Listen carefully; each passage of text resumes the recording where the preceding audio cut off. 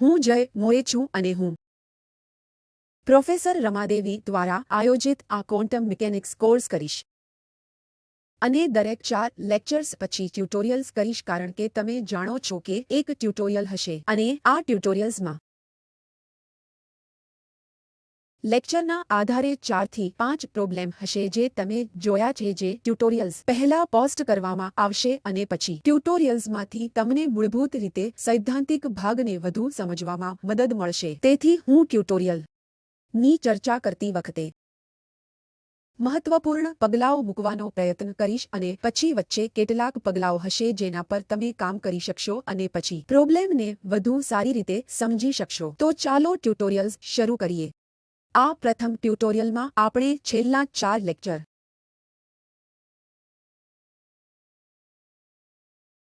માં જે જોયું છે તેના આધારે 5 પ્રોબ્લેમનો સમાવેશ કરે છે જેમાં મૂળભૂત રીતે એક ડાયમેન્શનલ બોક્સમાં પાર્ટિકલ પર વધુ પ્રોબ્લેમ હશે પ્રોબેબિલિટી ડેન્સિટી એક્સપેક્ટેશન વેલ્યુ વગેરે શોધો તેથી તમે જોઈ શકો છો કે પ્રથમ સમસ્યાને 3 ભાગમાં વિભાજિત કરવામાં આવી છે તેથી પ્રથમ મને પ્રશ્ન વાંચવા દો કે એક ડાયમેન્શનલ બોક્સમાં એક પાર્ટિકલ નીચે મુજબના સામાન્યકૃત વેવ ફંક્શન ધરાવે છે જ્યારે t શૂન્યની બરાબર હોય છે તેથી ટાઈમ ઇન્ડિપેન્ડન્ટ વેવ ફંક્શન આપવામાં આવે છે અને તમને ટાઈમ આધારિત વેવ ફંક્શન શોધવા માટે કહેવામાં આવે છે અને પછી આ પ્રશ્નનો બીજો ભાગ એ છે કે નું એક્સપેક્ટેશન વેલ્યુ શું છે જ્યારે ટાઈમ t ઉર્જા શૂન્યની બરાબર હોય છે અને અન્ય સમયે જ્યાં t હોય છે અમુક કેપિટલ T હોય છે અને પ્રશ્નનો ત્રીજો ભાગ એ છે કે સ્થિતિ x બરાબર 0 થી x બરાબર a/2 ની પોઝિશન વચ્ચેના પાર્ટિકલને શોધવાની પ્રોબેબિલિટી શું છે ઠીક છે તો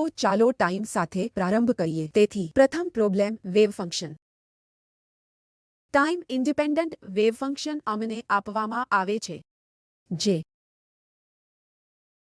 આ કોન્સ્ટન્ટ ટાઈમ્સ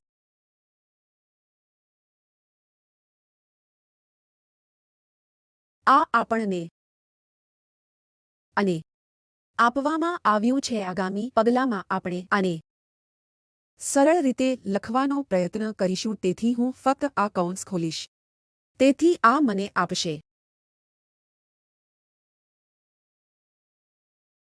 પાઈ x/a બરાબર પ્લસ અહીં હું આ કોસ થીટાને સરળ બનાવીશ સાઇન થીટા કે જે 2 ટાઈમ્સ સાઇન થીટા આપણને સાઇન 2 થીટા આપશે તેથી હું તેને ફક્ત આ સ્વરૂપમાં લખીશ જે હશે સાઇન 2 પાઈ x/a ઠીક છે આપણે કરી શકીએ આ એક્સપ્રેશનને ફરીથી સરળ બનાવો દ્વારા તેને જાણીતા સ્વરૂપમાં લખવું કે જાણીતું સ્વરૂપ શું છે તે જ આપણે જાણીએ છીએ કે એક ડાયમેન્શનલનું સોલ્યુશન શું છે એક પરિમાણીય બોક્સમાં પાર્ટિકલ માટે તેથી આપણે નોર્મલાઇઝ વેવ ફંક્શન લખીશું તરીકે આપણે બધા જાણીએ છીએ કે આપણે પહેલેથી જ જોયું છે લેક્ચરમાં સાઇન પાઈ x/a ઠીક છે આ એક ટર્મ છે બીજી ટર્મ તરીકે ફરીથી લખીશ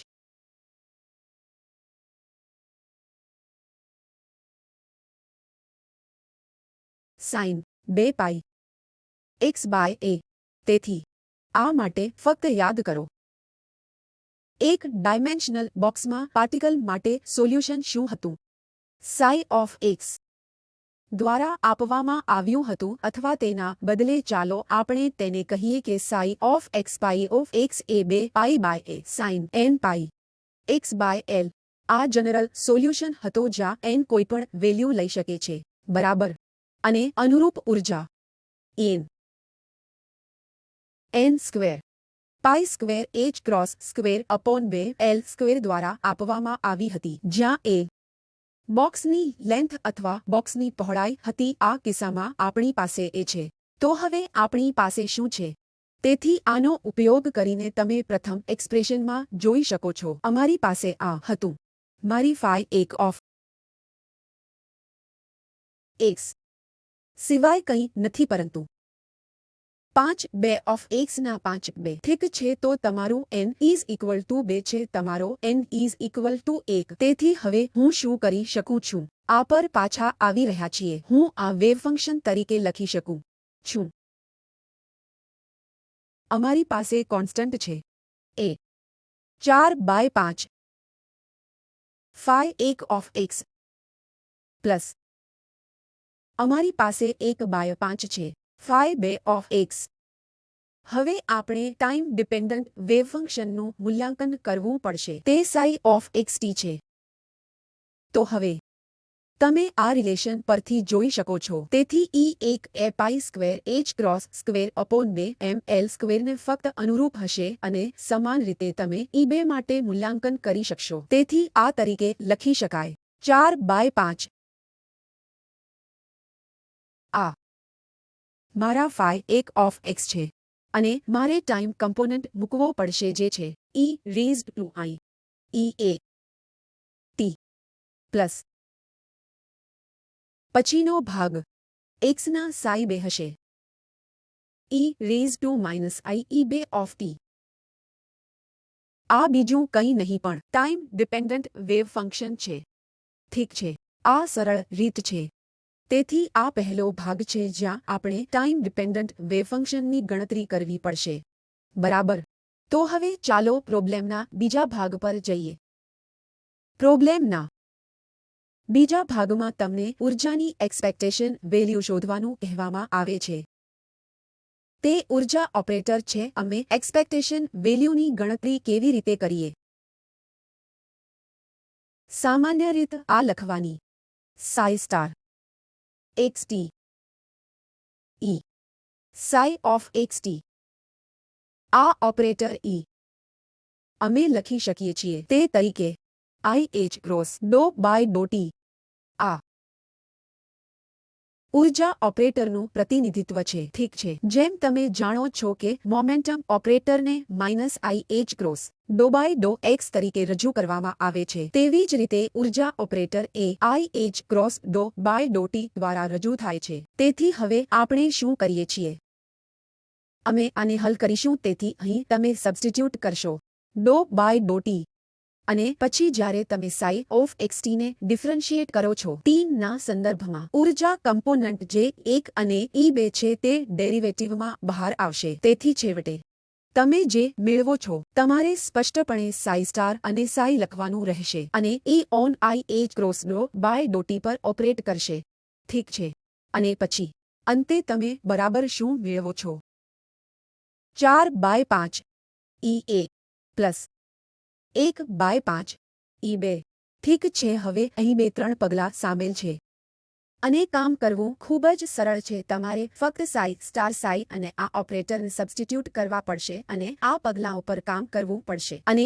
માત્ર તમને આ ઇક્વેશન મળે છે કે નહીં તે તપાસો ઠીક છે એક વધુ ટિપ્પણી અમે જોઈ છે કે n is n square pi square h cross square upon 2 m a square આ કિસ્સામાં તો e નોટ શું હશે આપણે લખીશું n ઇઝ ઇક્વલ ટુ 1 આપણા e nought is equal to 1 જે બીજું કંઈ નથી ઠીક છે આ pi square h cross square upon 2 a square અને આપણે આ e1 અને e2 e નોટની ટર્મ્સે લખી શકીએ છીએ એટલું જ નહીં હું તેને 4/5 લખી શકું છું e1 હું તેને e નોટ પ્લસ તરીકે લખી શકું છું પ્લસ તેથી અહીં e2 એ e1 માત્ર e nought e2 n square times e nought જે 4/5 e નોટ સિવાય બીજું કંઈ નથી તેથી અંતે હું શું પ્રાપ્ત કરું છું એ આ ઠીક છે તેથી આ પ્રોબ્લેમનો બીજો ભાગ છે આ સોલ્યુશન છે ઠીક છે તેથી આ પ્રોબ્લેમનો ભાગ બી હતો અને હવે ચાલો ભાગ સી પર જઈએ ઠીક છે તે ભાગ સી મેળવવા માટે ફરીથી સરળ છે જે છે તે ખૂબ જ સરળ છે. તમારે પાર્ટિકલ શોધવાની પ્રોબેબિલિટી શોધવાની છે. તેથી પ્રોબેબિલિટી આપણે જનરલ કેવી રીતે મેળવી શકીએ? પાર્ટિકલ શોધવાની probability psi star psi dx છે. આ શોર્ટહેન્ડ નોટેશન છે. તે અમે xt અને અહીં પણ xt. તેથી મને તે ફરીથી લખવા દો. Psi star xt psi xt dx. ઠીક છે. અને નોર્મલાઇઝ્ડ વેવ ફંક્શન માટે શૂન્યમાંથી બોક્સમાં પાર્ટિકલ શોધવાની પ્રોબેબિલિટી કહેવા માટે લેન્થ એ 1 હશે. પરંતુ અહીં આપણે શૂન્યથી પ્રોબેબિલિટીની ગણતરી કરવી પડશે. 1/2 બરાબર. તો હવે હું ફરીથી શું કરું તે માટે હું એક્સપ્રેશનમાં સાઈ સ્ટાર અને સાઈ માટે સબસ્ટિટ્યૂટ કરું છું અને પછી હું લખીશ. હું એક પગલું છોડીશ. તમે મૂળભૂત રીતે શું મેળવો છો? ફાઈ એક સ્ક્વેર ટર્મ જે છે 4/5 wave factor plus dx plus 0 to a/2. મારી પાસે 1/5નું વેવ ફેક્ટર છે ફાઈ 2 સ્ક્વેર સાથે. ઠીક છે.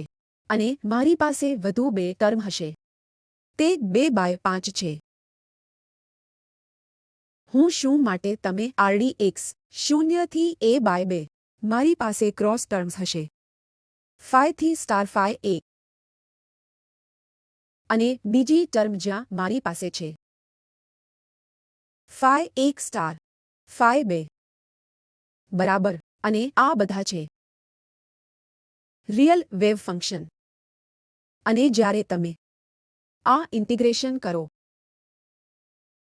તમે ફાઈ એ સામાન્યકૃત વેવ ફંક્શન પ્રાપ્ત કરશો. તેથી તમે ફક્ત 4/5 મેળવશો અને તમારી પાસે 0 થી 1/2 સુધીનું ઇન્ટિગ્રલ ફોર્મ છે. તેથી તમે અડધાનો ફેક્ટર મેળવશો. તેથી આ 2 ટર્મ્સ ઉમેરવાથી તમે હાફનો ફેક્ટર મેળવશો. ઠીક છે. અને બીજા ભાગમાં તમારે આ ઇન્ટિગ્રેશનનું કામ કરવું પડશે.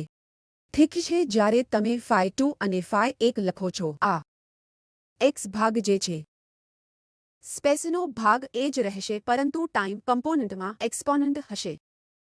પ્લસ અથવા માઇનસ e1 માઇનસ e2 અથવા e2 માઇનસ e1. તેના આધારે તમે આ એક્સપ્રેશનને સરળ બનાવશો અને પછી શૂન્યમાંથી 1/2માં ઇન્ટિગ્રેશન કર્યા પછી તમે મેળવો છો આ પરિણામ. જેથી હું અપેક્ષા રાખું છું કે તમે કામ કરી શકો. તે એટલું મુશ્કેલ નથી. તેથી મારી પાસે 16/15 પાઈ કોસ તે e2 માઇનસ e1 છે જેને હું 3 પાઈ સ્ક્વેર તરીકે લખી શકું.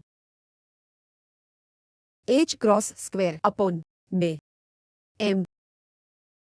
અને તમારી પાસે સ્ક્વેર છે બરાબર.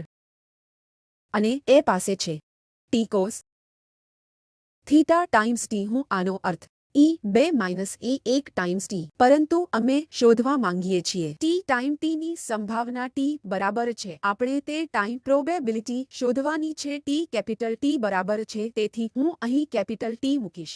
તેથી પ્રોબેબિલિટી એક્સપ્રેશન બનવા માટે બહાર આવે છે આ ડાયમેન્શનલ બોક્સમાં પાર્ટિકલ માટે તમારે હંમેશા યાદ રાખવાની જરૂર છે કે સામાન્યકૃત વેવ ફંક્શન મારી પાસે જે એક્સપ્રેશન છે તે દ્વારા આપવામાં આવે છે. તમને પહેલા બતાવ્યું તે આ છે. આ એક અને આ એક. તેથી નોર્મલાઇઝ્ડ વેવ ફંક્શન અથવા એક ડાયમેન્શનલ બોક્સમાં પાર્ટિકલ માટેનું સોલ્યુશન આ દ્વારા આપવામાં આવે છે અને અનુરૂપ ઊર્જા આઇજન વેલ્યુ En આ એક્સપ્રેશન દ્વારા આપવામાં આવે છે. બીજી પ્રોબ્લેમ પણ પ્રોબ્લેમ એક ડાયમેન્શનલ પોટેન્શિયલ બોક્સ પર આધારિત છે. પરંતુ અહીં અમારી પાસે છે પોટેન્શિયલ જે બિન શૂન્ય છે. તેથી તમે x ના એક પરિમાણીય પોટેન્શિયલ v માં પાર્ટિકલને ધ્યાનમાં લો જે શૂન્ય કરતા ઓછા x માટે ઇન્ફિનિટી છે અને x 0 અને a. તેથી 0 અને a વચ્ચે આ a કરતા મોટા x માટે પોટેન્શિયલ શૂન્ય છે. પોટેન્શિયલ વિશૂન્ય છે. તેથી ચાલો આ પ્રશ્ન 2 દોરીએ. ચાલો આ દોરીએ. તો કેવી રીતે થશે? જો તમે વચ્ચે ધ્યાનમાં લો તો રેખાકૃતિ જેવો દેખાશે. 0 અને a. આ પોટેન્શિયલ 0 છે અને તેથી x 0 છે. x એ આ x એક્સિસ છે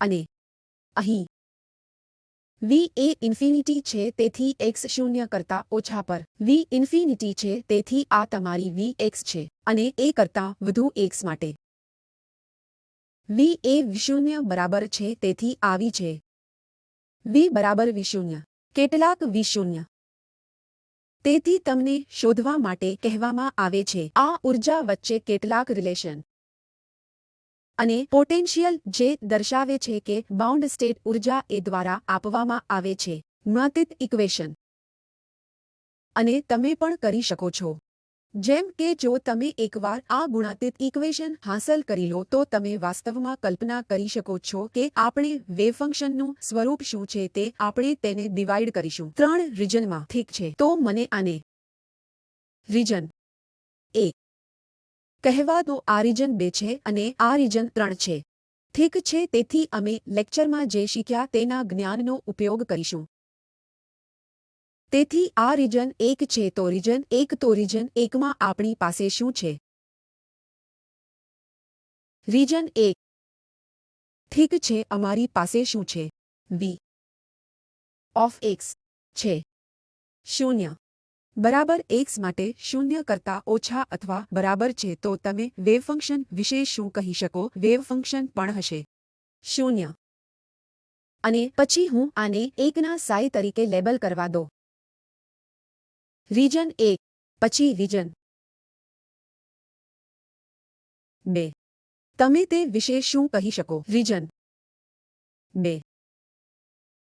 તેથી રિજન 2 અહીં માફ કરશો v of x A infinity છે કારણ કે મેં તેને અહીં પહેલેથી જ દોર્યું છે v ઇન્ફિનિટી રિજન પર જાય છે તેથી region 1 v of x is infinity for x less than 0 અને વેવ ફંક્શન ઇઝ 0 એ x ઇઝ ઇક્વલ ટુ 0 જે અમે જાણીએ છીએ ઠીક છે તેથી સારી રીતે વર્તવામાં આવેલ વેવ ફંક્શન માટે આપણે કેટલીક શરતોને સંતોષવાની જરૂર છે બાબત એ છે કે વેવ ફંક્શન 0 માટે ઇક્વલ ટુ 0 તેથી બાઉન્ડરી પર વેવ ફંક્શન અદૃશ્ય થઈ જાય છે તો હવે ચાલો રિજન 2 પર આવીએ તેથી રિજન 2 પર અમે ખરેખર v ઓફ x 0 અને x વચ્ચે છે 0 અને a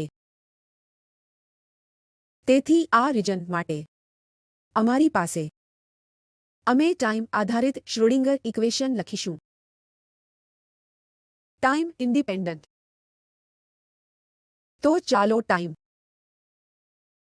ઇન્ડિપેન્ડન્ટ લખીએ time independent Schrodinger equation d square psi of x upon dx square is equal to psi of x ઠીક છે તો અહીં આપણે જોઈ શકીએ છીએ કે v ઓફ x 0 છે તેથી મારી પાસે છે સીધા આ એક્સપ્રેશન લખી ફરીથી મને આને રિજન 2 તરીકે કહેવા દો રિજન 2 ઠીક છે અને e તેથી e ગ્રેટર ધેન 0 હોવું જોઈએ ઠીક છે તેથી e is greater than v છે અને તેવી જ રીતે આપણે આ વેવ ફંક્શન માટે સોલ્યુશન શોધી શકીએ છીએ ફક્ત દ્વારા સરળ બીજગણિત તમે તે શોધી શકો છો આ વેવ ફંક્શન જે મેં રિજન 2 માટે લખ્યું હતું તરીકે લખી શકાય છે a સાઇન કે 1 પ્લસ b કોસ કે 1 x આ જનરલ સોલ્યુશન છે માટે આ ઇક્વેશન જે આપણે પહેલા લખ્યું હતું કે 1 બીજું કંઈ નથી પરંતુ square root of 2e upon h cross square ઠીક છે હવે આપણે બાઉન્ડરી કન્ડિશનનો ઉપયોગ કરી શકીએ છીએ બાઉન્ડરી કન્ડિશન આપણે શું કરી શકીએ છીએ આપણે કરી શકીએ લખો આ વેવ ફંક્શનનું સાચું સ્વરૂપ હશે તેથી બાઉન્ડરી પર જે x ઇઝ ઇક્વલ ટુ શૂન્ય. આપણે શું મેળવીએ છીએ? x ઇઝ ઇક્વલ ટુ શૂન્ય. સાઈ ઓફ x ઇઝ શૂન્ય. તેથી સાઇન કે એક x પ્લસ b કોસ કે એક x ઇઝ શૂન્ય. તે સૂચિત કરશે ફક્ત તે b ઇઝ શૂન્ય છે. તેથી આ આપણે શું મેળવીએ છે? તો મને લખવા દો. મારા સાઈ શું હશે? 2 of x. Psi 2 of x એ સાઇન કે એક x. અમારી પાસે રીજન 1 વેવ ફંક્શન ઇઝ શૂન્ય. રીજન 2. અને હવે ચાલો ત્રીજા રીજન પર જઈએ. રીજન 3 માં v of x is equal to વિશૂન્ય four x greater than a. ઠીક છે, તો મારી પાસે શું છે? હું આ કેવી રીતે લખીશ? હું આને આ રીતે લખીશ. b square psi 3 of a upon b x square plus v શૂન્ય of x psi 3 of a is equal to e psi 3 of x. ઠીક છે, હવે ફરીથી આનો સોલ્યુશન શોધવો સરળ છે. Wave function psi 3 of x. ફરીથી આપણે શું કરી શકીએ છીએ? આપણે આને આ રીતે લખી શકીએ છીએ. ઠીક છે, મને આને d square psi by d x square તરીકે લખવા દો. હું હમણાં જ ફરીથી ઉપરના ઇક્વેશનને લખું છું. હું આ ઉપરના ઇક્વેશનને ફરીથી લખીશ 2m. હું આને અહીં લઈ જઈશ. મારી પાસે e minus v nought upon h cross square. ઠીક છે, અને આ ટર્મ હું સાઈ 3 ઓફ x. તેથી આ ટર્મને હું કે 2 તરીકે લખી શકું છું. ઠીક છે, તેથી આનો સોલ્યુશન દ્વારા આપવામાં આવે છે psi 2 psi 3 of x is equal to c e raise to 1 કે 2 ઓફ. જ્યાં કે 2 તો આ કાંઈ નહીં પણ કે 2 સ્ક્વેર છે. તેથી કે 2 પરંતુ કંઈ નથી 2m e minus v nought upon h cross square. ઠીક છે, તેથી આ છે આ ત્રીજું વેવ ફંક્શન છે. ઠીક છે, અને પછી હવે અમે ફરીથી શું કરીએ?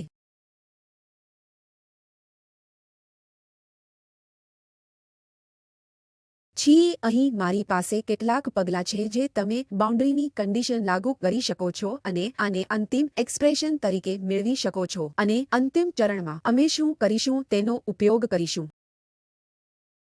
Continuity condition continuity of psi of x. ઠીક છે, પેલું શું છે? તે જ x ઇઝ ઇક્વલ ટુ. તેથી અમારી પાસે આ હતું psi of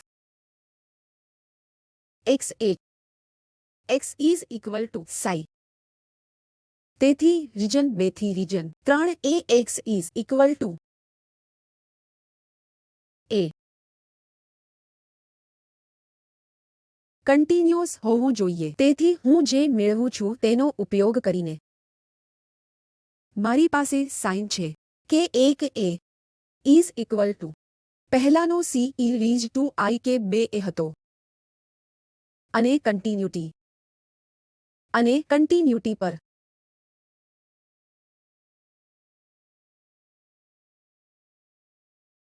psi of prime of x હશે. હું તે જ વસ્તુ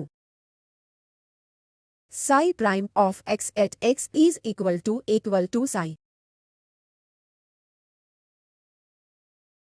prime of x is equal to a હોવું જોઈએ. તેથી આ મને બીજો સેટ આપશે. ઇક્વેશનનું સાઇન કોસાઇન બની જશે અને મારી પાસે માઇનસ કે 2c e રેઝ ટુ કે 2a. તેથી છેવટે હું અંતે શું મેળવું છું? જ્યારે હું માત્ર તમારે 2 ઇક્વેશનને ડિવાઇડ કરવું પડશે અને પછી તમે છેલ્લે જે મેળવો છો તે 10 છે. ના a કે 1 ઠીક છે અને જે બરાબર છે તમારી પાસે છે માઇનસ કે 1 કે 2 જે બીજું કંઈ નથી તમને પ્રશ્નમાં શું આપવામાં આવે છે બરાબર તેથી આ અંતિમ પરિણામ છે આપણે આ કે 1 ફરીથી લખી શકીએ છીએ તેને અંતિમ પગલામાં લખવા માટે 2 ME છે સ્ક્વેર રૂટ કારણ કે આપણે જાણીએ છીએ કે 1 અને કે 2 શું છે તેથી હું કે 1 અને કે 2 માટે માત્ર પુનઃસ્થાપિત છું -a/v0